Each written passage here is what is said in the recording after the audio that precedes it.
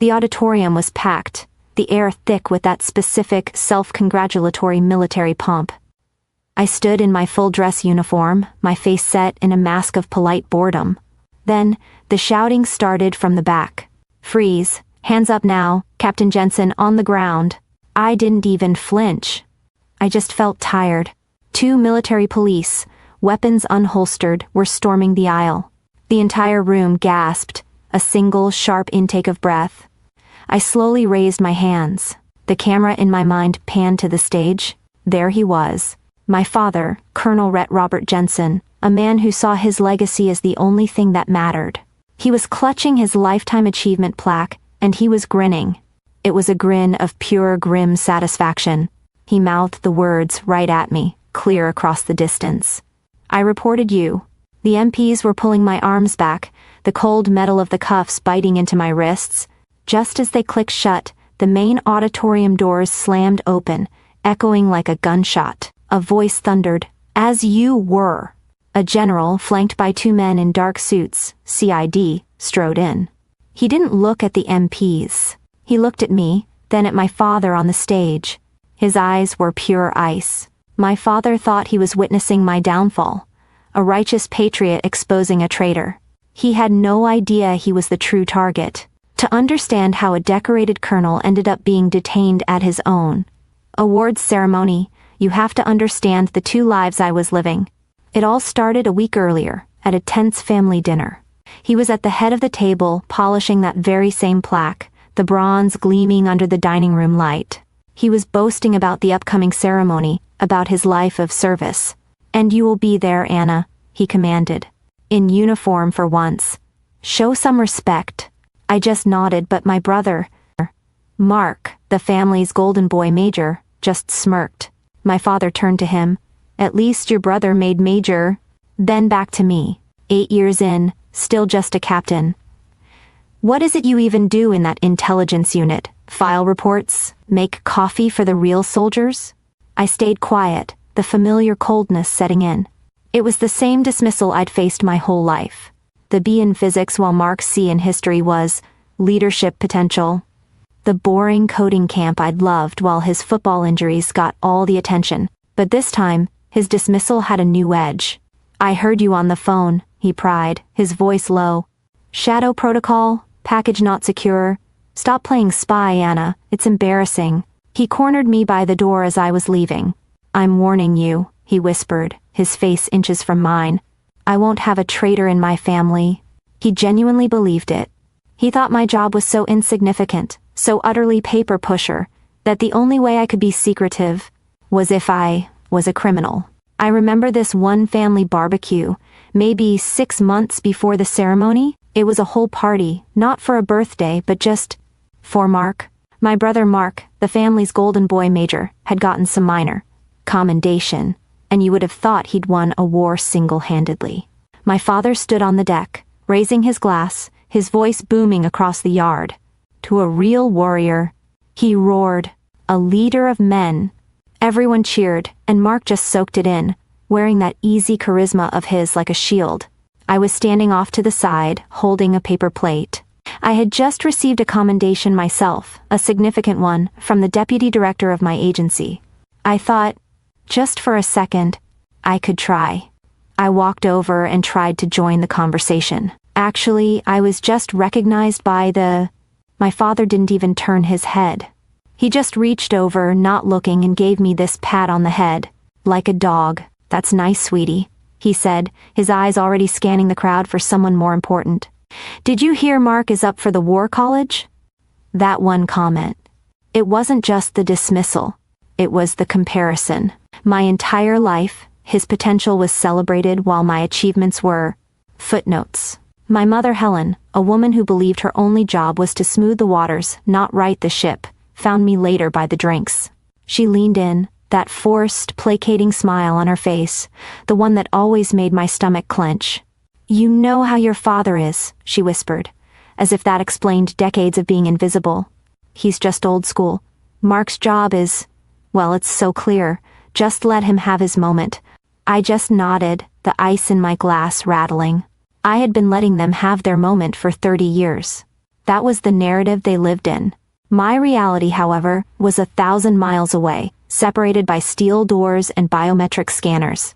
My boring desk job was in a SCIF, a sensitive compartmented information facility, a sterile, soundproofed room with no windows, where the only sound was the hum of air scrubbers and the quiet tapping of keyboards. And in that room, I wasn't Sweetie, I was the one in charge.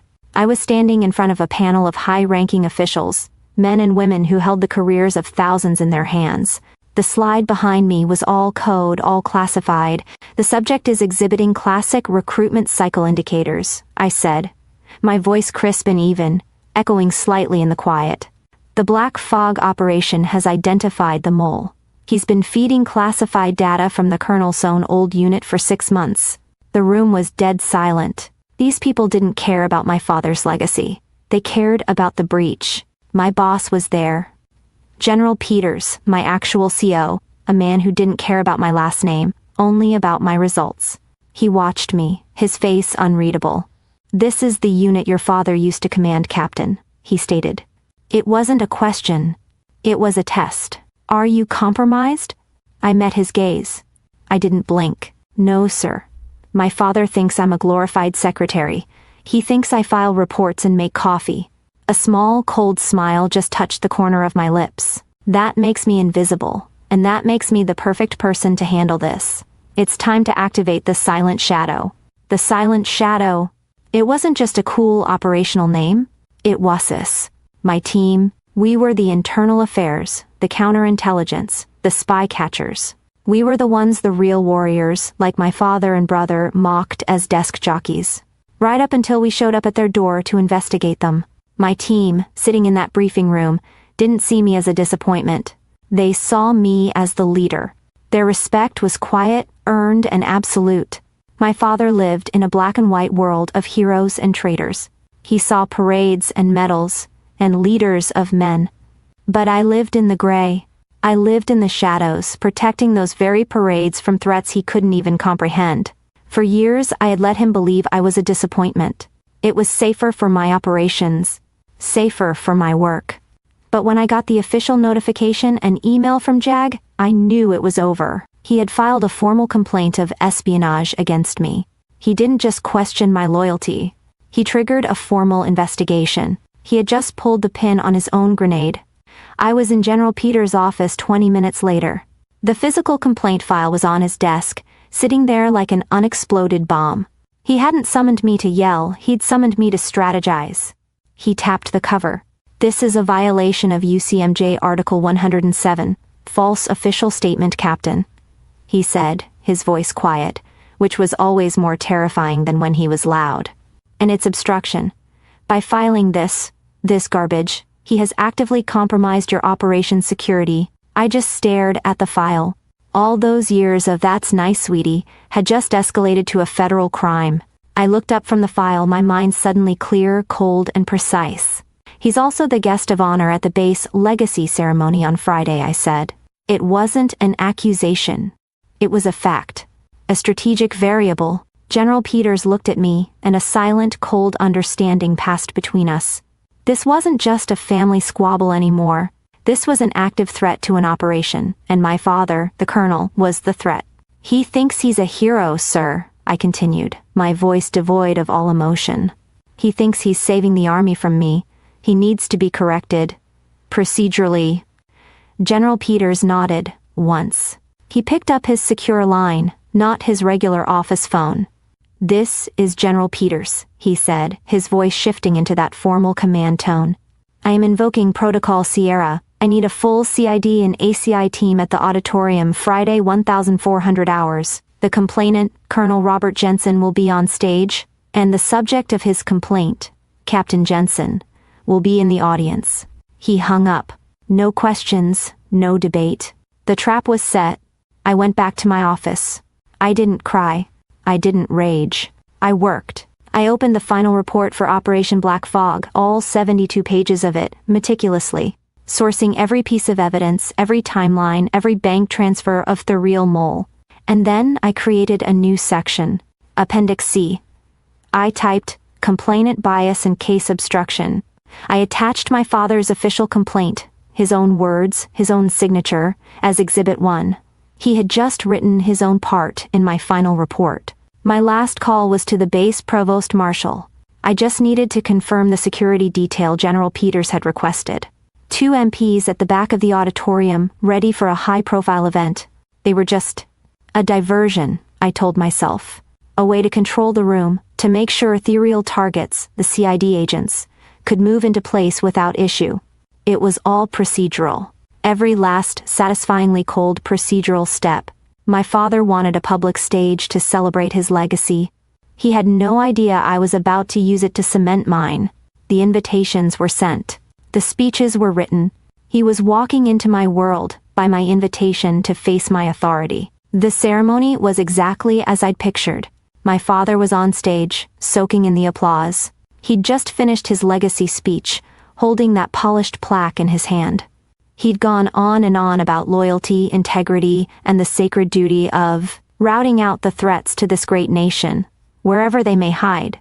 He was staring right at me when he said that last part, a self-righteous fire in his eyes. He was putting on a show for the whole base, and I was cast as the villain in his grand play. That's when the shouting started. Freeze! Hands up now. The 2 MPs came down the aisle, just as I'd been told they would. They were the diversion. I stood, and I raised my hands slowly. The gasp in the room was deafening. I could feel hundreds of eyes on me. The burning shame, the confusion. My mother looked like she was about to faint. Mark, my brother, just looked confused. And my father was grinning. He was triumphant. He held that plaque like a trophy and mouthed the words, "I reported you." The MPs cuffed me, the metal biting cold against my skin. And that was the cue. The main doors slammed open. "As you were, Sergeant." General Peters' voice was a thunderclap that cracked through the entire auditorium. The MPs froze instantly, their hands flying off me. They uncuffed me, looking terrified. My father's grin. It didn't just fade, it faltered, it collapsed. He looked confused. This wasn't part of his plan. Flanking General Peters were the 2 CID agents, and behind them in full tactical gear were 2 members of my team, my silent shadow unit, the desk jockeys he always mocked, the internal police he secretly dreaded. General Peters didn't pause. He strode onto the stage, walking right past my father, and took the microphone from the podium. My father looked like a statue, his arm still outstretched from his speech. "Colonel Jensen," General Peters said, his voice booming in the dead silent room. "You gave a fine speech about loyalty. A fine speech." He paused, letting the words hang. "But you seem to have confused loyalty with nepotism and integrity with obstruction." My father started to stammer. "Now see here, General." Peters cut him off. "You will be silent." He turned to the shocked audience. "For 3 months, this command has been running Operation Black Fog to catch a mole inside your old unit, Colonel. A mole who has been selling secrets to our enemies." My father's face went from confused to pale. Peters pointed to me, and I walked up the steps, standing next to him. "You filed a formal complaint," Peters continued, "accusing Captain Anna Jensen of espionage. You claimed she was the mole." He put his hand on my shoulder. "Let me be perfectly clear. Captain Jensen is the silent shadow. She is the lead investigator for Army counterintelligence. She ran Operation Black Fog." I watched my father. I watched his face as he processed it. The paper pusher, the disappointment, the glorified secretary, the traitor, all those names, all those years of being invisible. They were shattering in his mind, right in front of me. "The call you overheard, Colonel?" Peters' voice was pure ice. "That wasn't treason. That was Captain Jensen catching the real traitor. A man who, by the way, you recommended for his security clearance. That was the final blow." My father's plaque slipped from his fingers. It clattered to the stage, the sound ridiculously loud. His face was gray, drained of all color, all authority. "Your malicious false report," Peters said, his voice low but carrying. "Born of nothing but ego and pride, nearly compromised a national security operation. The MPs were a test, Colonel. A test you failed." He nodded to the CID agents, who were already on the stage. "Colonel Rhett Robert Jensen, You are being detained for violations of UCMJ Article 107, false official statement, and the willful obstruction of a federal investigation. Your base privileges and pension are hereby suspended, pending a full court-martial. My father had spent my entire life teaching me the importance of rank. In the end, it only took 6 words for him to finally learn who outranked who. Captain Jensen, secure the prisoner's effects. The CID agents were professional, quiet. They flanked him, 2 stone-faced men in suits, and simply led him off the stage. He didn't resist. He looked small, not like a colonel, not like my father, just a trembling, speechless old man, his face the color of ash. The entire auditorium was a black hole of absolute silence. Hundreds of people, and no one coughed, no one whispered. They just stared. First, they watched him being led away, and then, all at once, they turned and stared at me. I walked over to the spot where he had been standing, my heels clicking in the silence. The plaque, his Lifetime Achievement Award, lay gleaming on the stage floor. I bent down, my knees steady, and picked it up. It was heavy, solid. I glanced at the engraving. Colonel Rhett Robert Jensen, a legacy of integrity. The irony was so thick it was almost choking. A young, stunned base administrator was hovering nearby, her eyes wide. I held the plaque out to her. Please file this under evidence, I said, my voice perfectly level. She took it from me like it was a live grenade. I turned. General Peters was standing right in front of me. He didn't say a word. He didn't need to. His eyes, which had been pure ice earlier, were now something else. Respect. He snapped to attention, his movements impossibly sharp, and delivered a salute. It wasn't the kind a general gives a captain. It was the kind a soldier gives another soldier. I returned it, my own salute just as crisp. Then, my team, my real team, was there. The silent shadow unit. They surrounded me, breaking the bubble of silence, one of them clapping me hard on the shoulder. Good work, boss, one of them said. That was it. That was all it needed to be. 1 year later. That's how these stories go, right? Except my 1 year later wasn't a return to normal. It was a new normal, one I had built. The nameplate on my new, larger office door read Major Anna Jensen, Directorate Chief, ACI. I had been promoted. Fast. The Black Fog operation hadn't just caught a mole. It had exposed a systemic weakness, and my report had been the blueprint for fixing it. And my father's complaint, the one I'd labeled Appendix C, had become the most read part of the entire after-action review. I was in the briefing room, a state-of-the-art theater, addressing a new class of ACI trainees. My father always loved a stage, I thought to myself. Now I had his. The slide behind me was titled, Case Study 401, The Jensen Inquiry. I used my own name. I used his name. There was no emotion in it. It was just data. The primary threat vector, I explained, my voice echoing in the tiered room, wasn't external. It was internal, rooted in a legacy mindset that confused tradition with security and familial pride with fact. The complainant's personal bias, as documented. I clicked to the next slide, which showed a redacted copy of his own email, provided the very leverage the foreign agent was attempting to exploit. I was using my father's greatest failing, his blindness to me, as a teaching tool to make the entire army smarter. The consequences for him had been swift and total. Procedural was a very clean word for utter ruin. He was found guilty at the court-martial. It wasn't even a long deliberation. They stripped him of his rank. He wasn't Colonel Rhett anymore. He was just Mr. Jensen. They clawed back his pension, every last dime. He was barred from all military installations, for life. The very world that had defined him, the only world he ever respected, had excommunicated him completely. He was an outsider, just like he'd always made me feel. And Mark, my golden boy brother, he just went silent. His career hadn't been officially tainted, no. But the name Jensen was suddenly poison. His command track, his slot at the War College? Quietly. Indefinitely. Postponed. He was collateral damage in a war he wasn't even smart enough to see was happening. He had hitched his entire identity to our father's legacy. and that legacy had just imploded, taking him with it. I hadn't heard from him in 11 months. I doubted I ever would again.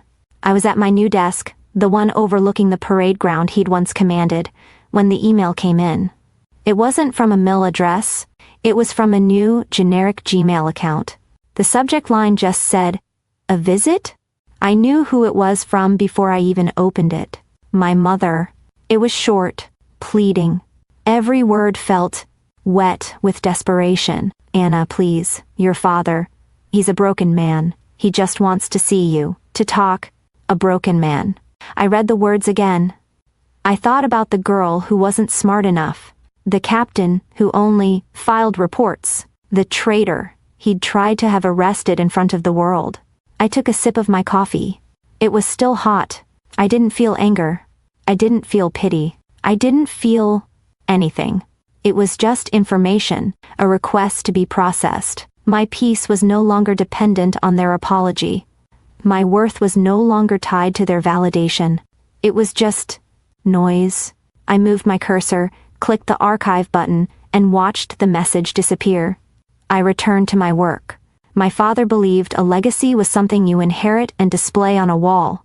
I learned a true legacy is something you build in the shadows and have acknowledged by the only people who matter. If you've ever had your expertise dismissed by the people who should have known better, share your story below. In this community, your authority is always recognized.